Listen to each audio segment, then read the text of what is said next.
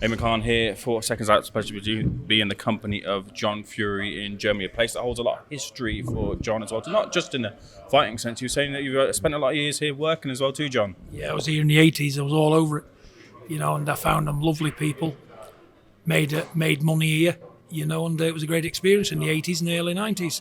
It elevated me to a position where, life could be more comfortable by getting money in Germany, and it was a great place, great people. And obviously Dusseldorf, 2015 November, a game changer for us, the Furies, and a great night for Tyson. Probably one of the best in my lifetime of boxing for our family. To beat a great champion like Vladimir Klitschko in this very town, it's amazing to be back here. Just on German people, they say that German people are the most efficient people in the world. In your experience, have you found that Germans to be Absolutely efficient? Yeah, they're fabulous people, intelligent people. Everything here is quality. They do everything right. I only drive German cars. I'm still driving German cars that's nearly 40 years old. That's how efficient these people are. And I just love what they do. It's a fabulous face, fabulous nation. It's a beautiful country. And I've been all over it. There's not many countries when you get into it and have a look about and explore what's as nice as Germany, to be honest. And the world's a lovely place, but Germany's a favourite of mine. It really is. The other side to what you said there about obviously the history with Klitschko. I don't know if you've seen the images, the videos of Klitschko in the gym. He's doing some sparring. Always been a rumour about Klitschko returning to the ring. Do you think he has a place within the division right now? If you look at boxing today and how it is, anybody's got a place anywhere, haven't they? Because bizarre things are happening in the boxing game. What would never happen 20 or 30 years ago. Because it's a changing climate. We're in the entertainment business. And if everybody else can have a go, why not? If he's in good condition, which I'm sure he is, and I'm sure people are still interested to see what he can do. And he was a great champion, 11 years undefeated, for a knockout ratio, magnificent. Why not? He's an older guy. He's probably, got to be near 50 years old now, isn't he? But listen, why not? I felt great at 50. If I was 50, I'd probably have to go myself, but I'm another 10 years on from there now. So time's unfortunately slipped away from me, but why not? It'd be good to see him out there. If he's matched properly and it's the entertainment business, why not? Time is now for Roman, Tommy and Tyson, starting off with Roman. Look, what do you want for Roman this year? Of course, activity will be on the top of everyone's Christmas list if you're a fighter, but if you could pan out this year, what does he do? Well, the thing is, activity is key when you're messing with young, fledgling professionals, because he's not had an amateur career, he's not had one amateur bout, and he hasn't been boxing very hard. I think May was last time he was out, but this time he's had a bad flu, he's coming off a bad virus, what knocked him about for weeks, so it's not been the best of a camp this time. But listen, I've got confidence in him, and you know what, he's got all the guts in the world, and he's out to do what he can do. And what we'd like is to keep him busy, match him right, keep getting him out there, let him build his own profile. He's his own man. He does well. He works hard in the gym. Even when he had the illness, this virus, he still, kept saying, I want to train. But it's my job to know when they can train and when they can't. It's not been ideal, but, we still think we can do what we need to do here. There's been a thread of rivalry between Roman and Chase, who recently fought Andrew Tate over there. Got the victory. Good Lord. Would you like to see Roman in with Chase? It'd be a mismatch, I think. But, it's a business again, isn't it? And we're up for anything. But would it be a mismatch? Of course. Looking at that's probably got to go down as one of the worst fights I've ever seen in my life, in or out the ring. It was absolutely awful. But credit to them for getting in the first place. They can only do what they can do, these people. If people want to see it and people want to pay money to see it, well, that's what we do. It's our line of business, isn't it, whether they can fight or not. But looking at that, he wants to give Roman a wide berth for his own health, to be fair. Speaking to Roman, he said that he was quite surprised actually in Andrew Tate's performance. He thought that Andrew Tate would. Were you surprised also? Well, no, not really, because you only know how far you've gone back with your under them lights. You can do as much sparring, you can do as much road work, much bad work as you want. You only know when you're shot, when you get under them lights. I've said it in the previous video. You only know you've gone when it's too late and there's nothing you can do about it, because there's nowhere to run, nowhere to hide. And guess what? You fucked it. But listen, Andrew Tate, what is he, 40? Yeah. You know, and at the end of the day, do they train a lot?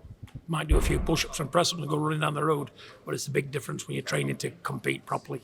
And I think he learned that, you know, but at the end of the day, I thought Chase Dumour was a lot bigger man than him, mind you. He must have given a lot of weight away there, Tate. And fair play to Andrew Tate, he gave a lot of weight away. The man was just really too big for him. There's a rehydration clause on Chase, there was as well. Ridiculous. Ridiculous. But I've got to give Andrew Tate a lot of credit. You know why? He was knackered after 2 rounds and he went the full course. Because I didn't think he was going to make the full course, but he kept coming out round after round after round, showed tremendous art. But again, I think it was too quick for him. Too quick. You know, he should have tested the depth of the water before he actually put his feet in it. You know, at the end of the day, when you're messing with a big guy, rolling and pulling and messing you around, it's bloody hard work, because I've done it. I've done it, and when you give weight away, what's Andrew Tate at, about 12 stone? Yeah, they fought at heavyweight. Oh no. Horrendous. I don't know who manages them or who's looking after them. But whether your opponent's any good or not, and you give that kind of size and weight away, you've got a problem. You're down 9-1 before kick-off. Pointless error, really, and it didn't do him much good. It's probably crippled the business completely, done the brand no good. You know, bad business, let's say the least. But listen, credit to both boys, and I've always said it, that ladder will not hold the weight of a coward walking up to that ring. So, big up to both boys. They did what they could. It was a spectacle, even though it wasn't a good one. But I'm a boxing purist, you know, I like to see the proper stuff. But it's entertainment. If people enjoyed it, why not? But good luck to both boys. You know, and like I said, they want a lot more work. I think Andrew Tate does, and the other one does as well. But you can't make a silk purse out of a pig's ear, can you? And this is what they tried to do here, you know. But can he come again, Andrew Tate, with his own size? I say he can. Can he come again with some right people training him, what's looking after him, with knowledge of the game? Who knows? Great personality. I love the Tate brothers. I like what they're about. They're truthful people.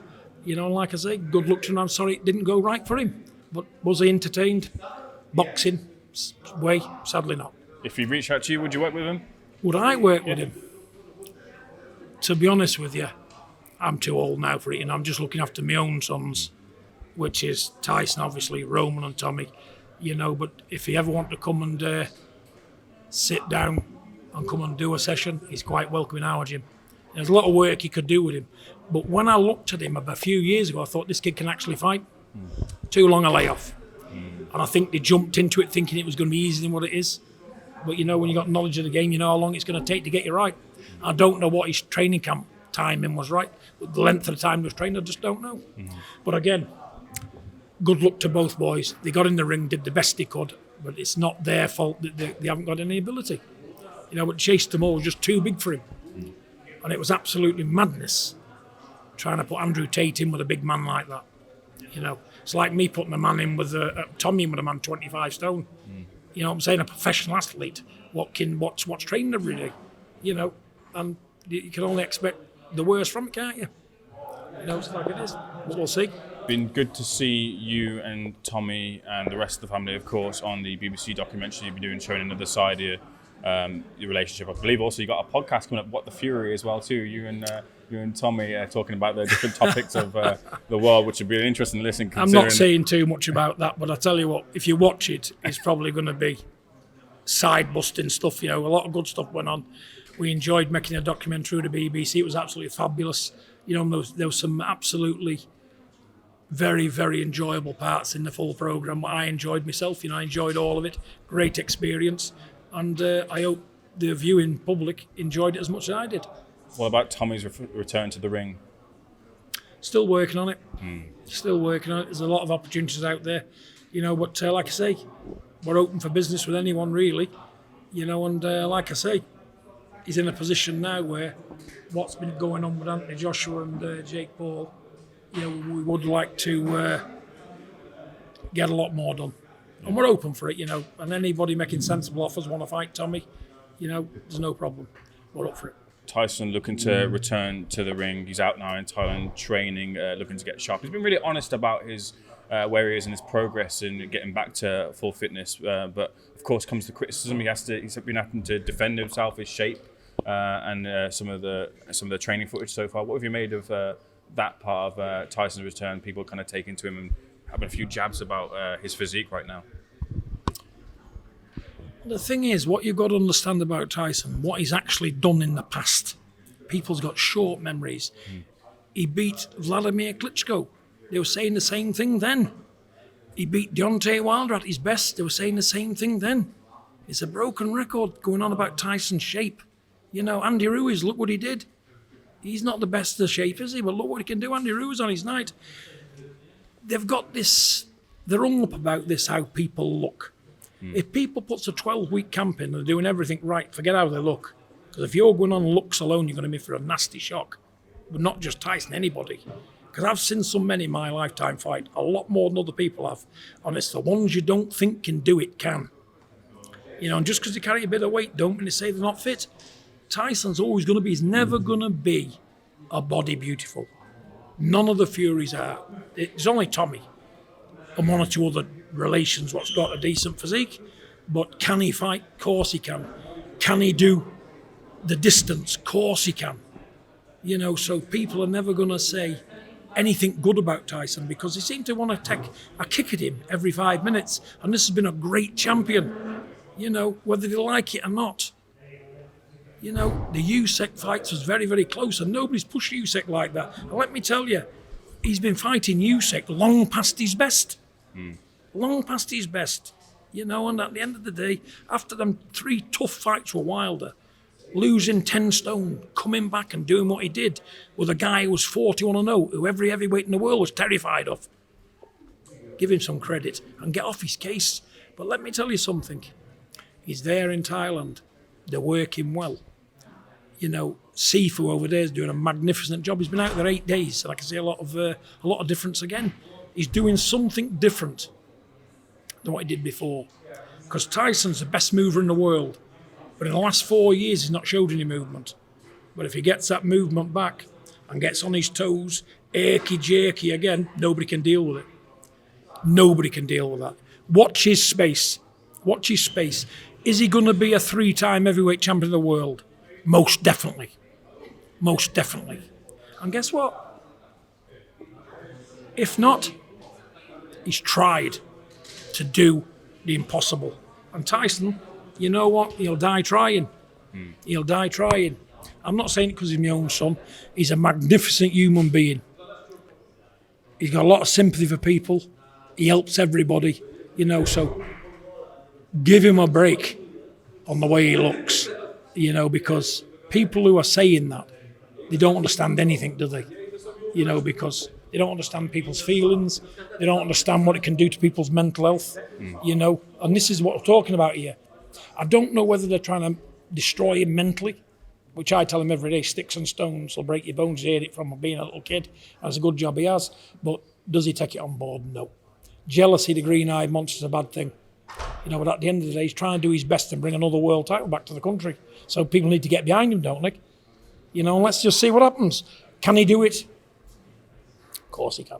Do you think he gets that crack at the undisputed shot, given that Oleksandr Usyk's MO right now seems to be relinquishing belts? He's relinquished one, Fabio Wardley's picked that up. The belief is that he might relinquish this WBC title as well too if Caballero picks it up and gets elevated. So Tyson's going to have to be a belt collector if he wants that undisputed shot. The way I look at it, these other boys, Fabio Wardley, Ajit Caballero, they've earned the right to fight Usyk next. They really have. You know, and there's only 3 heavyweights out there. There's 4. Usyk, Tyson, Wardley, Ajit Caballero, who was on this weekend. It's between those 4 heavyweights. But I think either Ajit Caballero or Wardley deserves a shot at Usyk next. You know, and I'm just saying it because I think that's the way it is. You know, and we've got plenty of time. You know, but I just think, you know, if he meets these young guns, anything can happen. Usyk's a fabulous, excellent boxer. Marvellous.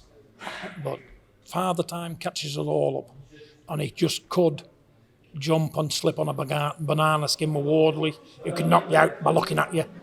You know, and Ajit Caballero, you've seen what he can do at the top level. So, will we ever see a third fight? with Tyson and Usyk, I don't know. But it's up to the managers and the people who puts these fights on, not me. I'm just giving my opinion. If a man's done his work, he's entitled to a title shot between Wardley now and Adji Kabiel. Is Wilder a banana skin for Usyk? Wilder's done. Wilder needs to retire before he ends up permanently damaged. Usyk, for me, is taking the piss but wanting to fight Deontay Wilder. A man long past his best. He hasn't got a leg underneath him. He can't hold a shot anymore. He's damaged material. Why take a liberty? Why tread where the grass is low when you wouldn't fight him at his best? I wouldn't embarrass myself wanting to fight a man like Deontay Wilder. On Usyk's ability and capability. He's supposed to be the number one heavyweight in the world. Treading where the grass is low like that. I say not. No. Because you can hurt a man. And Wilder's got family. He's been a great champion himself. And Tyson beat him when he was at his best. Usyk didn't want no part of him when he was at his best. None of the heavyweights did. Tyson stepped up to the plate. He lost 10 stone the first time. Got the draw. Embarrassed Wilder the second time. And probably involved one of the best heavyweight title fights of all time in the third fight. Two men at the best. Has it damaged both men? Yes, it has. It's finished Wilder completely, and it's took a lot out of Tyson. And this is my concern about the comeback with Tyson. How much has he got left? He looks great in the gym, but nobody knows till you're under them lights. And the only time you know you ain't got it anymore. When it's too late and you can't get out of the ring. When you're under the lights for real, you've got nowhere to go, you haven't got no legs, everything's off, timing's off key. Catch up with you all at once boxing in seconds. But it only happens when you're in it for real. But Wilder and Usyk, no chance. I won't want to see it. I won't want to see it. There's plenty of better people to fight out there. But again, does Usyk want to fight Wardley? I say not. Because he knows the danger. He's not stupid, neither does his people. Does he want to fight Adjid? I say not. They know the capabilities. They're getting older, the young guns, and these two guys got capable of beating anybody. Those two young guns now can beat anybody, I think, on the night. Look what happened with a very good fighter with Joseph Parker. See what I mean? And the only way you know is when you're in there. I don't know. It's up to them. I'm not handling the business for them, but, do these two young guns want a title shot? I say they do. Do we want a third fight? I do, because I honestly believe we won the first fight. It was close, only for that rattling ninth round. I thought we had the fight, really. But politics of boxing, he got the nod. Good luck to him. Has he beaten Tyson conclusively? I say not. Let him have a third fight. The two aging guys, let them get at it. What more can you say? John, I want to tackle this next topic chronologically. We saw Anthony Joshua take on Jake Paul. A lot of confusion surrounding that fight. It went the way expected, but maybe it took a little bit longer than we expected. What did you think of that fight? What do I think of it? You've got to give Jake Paul a lot of credit for going 6 rounds, haven't you? Because I've stood in front of AJ. He's a massive, intimidating guy. Built like a Greek god. Kid had some balls even getting in there, didn't he? At the end of the day. He took a right hand and he stood for it, didn't he? When his legs went, when he couldn't run anymore, that's what happened. But you know what? He shared the same ring, didn't he? And Anthony Joshua did what he had to do. It was a nice paycheck for him. Did what he had to do. A layoff, 15 months. Games are meant to be played, and he played that one well, AJ. He really did. So did Jake Paul. Did Jake look better as a boxer, even in run defensively? No, not really, because obviously, when you're going into a fight of that magnitude, if people in his camp thought he could actually beat AJ, they needed a brain transplant. But what it was is purely entertainment. Did I switch it on and watch it? Yes, I did. So did millions of others. So was we entertained? Absolutely. As a boxing spectacle, we wasn't looking at that, was we? We was looking at really, can Jake Paul land a punch on him? He could. Could he keep out the way and last a few rounds? He did. And that was it. That was the intriguing part. That's what kept us onto the screen. Were you surprised that Jake landed that shot on AJ? Because it was a big shot. It was a big shot. I seen the spray come off his head and all that, So all I can say is I enjoyed it. It was a great spectacle. I never had a doubt in my mind who was ever going to win. Sure. But did he do well, Jake Paul? I've got to say he did. Yeah. That was the high of the sport. Anthony Joshua is now experiencing the low of life right now with the tragedy that befell him over in Africa. He's lost 2 friends because of a tragic car accident. Just what was your reaction seeing that news in front of you? Horrified. He's so lucky to be alive. And life shows how fragile it can be at any moment in time. It says in the good book, The Greatest Story Ever Told, life can be took from you in any second of the day or night. And it's proved it. But could he clean his act up? Should he not have had proper people around him, a man of his magnitude? He should have had proper, sensible people with what's got his back. What was he doing running around the car doing speed like that with a man with no driving licence? Come on. So I don't know what the people around him are doing. He should have security everywhere he goes, a man of his magnitude. And whatever they've been doing on the let's say not playing the game right, that's where these people what look after you properly have got to step in and say, hang on, no, don't do that. That's dangerous. You can't do that. Just put the foot down and say don't. But he never had that, and it could have cost him his life. Sympathy, deepest sympathy for the 2 deceased people. Young people should never happen. It should never happen. But what they needed was some intelligence around them, because when wit's out, it's out, isn't it? When you're not thinking, when you're enjoying yourself coming off an eye, this is what can happen. And that can strike when you're enjoying yourself the most. But am I glad he's alive? He's blessed to be alive. Yes, because if anything would have happened to him, we'd have lost one of the biggest stars the UK and the world has ever seen. I know the Fury's obviously religious people. Absolutely. It was reported that AJ had actually swapped seats. Did he? He was actually in the front originally, and then he switched places and he was in the... You see this man on my ring? Who is that? You recognise him, don't you? Jesus Christ? That's him. Yep. He had his arms wrapped round AJ well and truly. Because if he swapped seats with him, people who are sceptical and non-believers who want to start believing now, because if that was what happened, because I didn't know this, but if that happened, my God, divine intervention. He wasn't meant to die, was he? You've seen the state of it. There's been some horrible footage. It made my blood curdle. I'm even getting the hair stand up on my hands talking to you. So we just got to believe in the number one. And he makes all the decisions, proves it, in my life anyway, because I'm a religious man, or a Christian man. Without Jesus Christ in my life and God Almighty, I've got nothing. Everything good in my life I owe to him. I say my prayers every day. When anything good happens during the day, I say, thank you, Lord, every 5 minutes. But I don't want to bang on about it, because that's just me. I love Jesus, yeah? And it's proved that Jesus does exist, because AJ would not be alive. You're telling me he was in the same position as the man who lost his life. That's been reported, yeah. Incredible. Yeah. But what was he doing driving in a car with a man with no driving licence? Who is looking after these people, these elite people? Who is it that's looking after them? I'd like to know.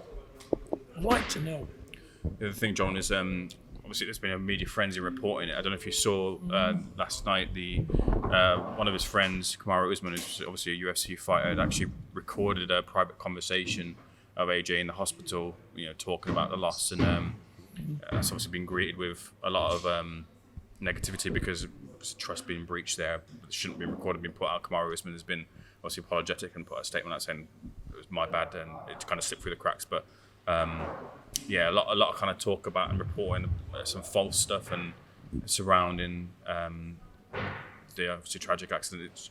Sometimes the media can maybe take a bit too far, do you think, with not giving AJ some space, which he clearly needs right now? Listen, it's been a media frenzy, and it's the media's job to cover these stories. We all buy newspapers, we all read the news. That's how the world runs. But does he need space? Of course he does. Does he need therapy? Yes, he does. Does he need to be around loving, close family? Yes, he does. And it's going to take him a long time. He's been traumatised. How he's walked away with no injuries at all is beyond me. But what will have been affected more than anything is his mental well-being. He's lost 2 close friends who he thought the world of, who'd been there right from day dot with him. It's a big loss. It's a bereavement for AJ. But I'm sure he's resilient. He'll put his best foot forward. That's what kind of a guy I believe him to be. And he'll come again, AJ. But what people have to do is not pull the badness out of this, is learn from it. It's a stark reminder, this is what can happen when you don't do things right. Because you can lose your life. And as long as people learn from it and don't make them mistakes and put the word about you can't behave like this, 2 people haven't died for nothing, have they? But if people carry on doing what they're doing, these lives are going to continue to be lost time and time again. It's all in vain. All in vain. We've got to wake up and learn from these travesties, because that's what they are. I feel for the deceased family, they're left with a lifetime of pain, and I feel so sorry for them. And it's not just happening in high-profile people, this is happening every single day. But it can be prevented, and prevention's better than cure. It's just sitting them down and talking to them. But unfortunately, they don't teach you this in school. They don't teach you this. They teach you to do a job, teach you to turn that cog in the wheel, but they don't teach you what you need to do to stay alive. But that's what parents come in, and that's what I am. I'm a good dad, and I can see where people go wrong, and I just think to myself, you know what? I'm going to be... Because when I see my lads in vehicles, and I'm not looking at what they're, I'm looking at the people right around them. I'm thinking, who is he? What is he about? And ask him, where have you got him from? Where have you got her from? I'm ask the questions, and I'll tell them, you're doing wrong. I've made the mistakes. I've done all this in the past, so I say, I've done the suffering for you. Take heed of me. I haven't lived 60 years for nothing. I must have learnt something, and I've had an up and down life, and I've been in some near misses myself, but nothing like that. But, you start thinking, and you can only get wiser from age. And I've been lucky enough to survive, through everything. And if I'm not going to put what I've learnt over to the children, well, as a father, I'm a waste of time, wouldn't I be? But you know what? I spend more time being a dad now than anything, because I'm not interested in much else. I'm keeping my family alive and keeping them well and keeping them so they can draw their old age pension later on in life. And that's your job as a father, I think, and like I say, pay more attention to detail. People get caught up in the moment. They look at all this, how can I say, razzmatazz. Then you've took your eye off the ball, and bang, you hit with a thunderbolt out of nowhere. That's life, and nothing can hit you any harder than life. John, don't have to answer this question if you don't want to, but just in terms of loss and bereavement in life, you must be able to remember the first time that you lost someone dear in your life. What was that like in the process of grief and kind of coming to terms with that loss and moving forward? Well, I lost 2 brothers, one at 50, one at 53. I lost my mother and father. I lost my whole family within 6 years. They was all gone. And I know what bereavement is. You're never the same person. You learn to live with it, but you never get over it. I think about them every day. I go to the graves every week. I make sure there's flowers on every birthday. And when I get pretty depressed, that's all that comes in my head. And then I start dreaming about them. And when in my dreams, they're all young, vibrant people, and you just don't want to wake up yourself when you're with them. And that's bereavement, I think, but you never stop grieving. You live with it. The pain goes after a while, but you've still got that loss. And if you loved your parents and your brothers like I did, you'll never get over it. And like I say, those people who lost their life now with AJ, I know the pain those people have got to go through in these coming years, and believe me, there's nothing worse. It's a change, it's a life-changing thing. And do you value everything the same? No way.